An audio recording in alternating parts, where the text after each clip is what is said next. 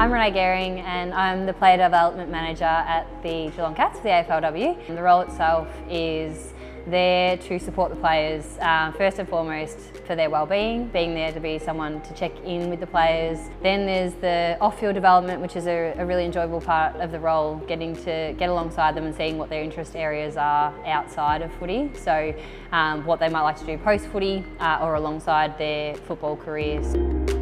Education is something else that is a big part of the role, so developing a program to help the players in their understanding and learning, not just from a football perspective, but what we can value add, whether it's around finance or sleep education, nutrition, getting in the experts to help our players develop their knowledge, not just in footy. Being a player has been something that's helped me step into this role, I think, really smoothly. Having key relationships is really important in the player development role, and that's certainly something that helped me. I've got perspective as a player that got injured, I'm a player that was in the team, that was out of the team. So I think when players are going through different struggles, having some understanding of what that feels like, understanding that everyone experiences things differently, but some perspective certainly helps.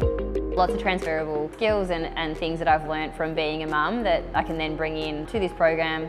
It's also helping me relate to both staff and players in the program that are parents. Relationships was something I prioritised and wanted to try and get around to all the players and make sure they felt comfortable.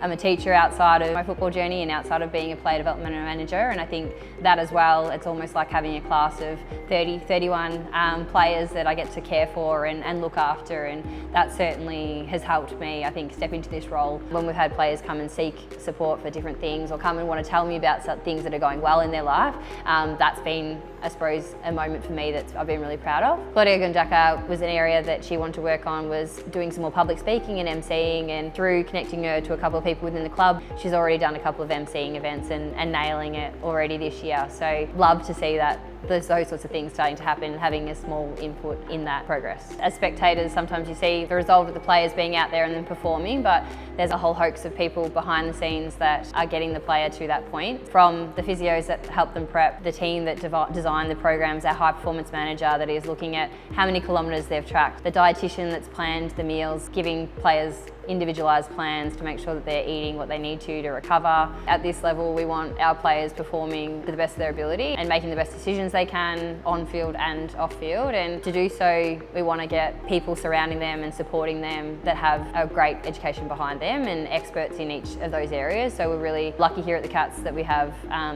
really experienced staff members in all different areas to support our playing group.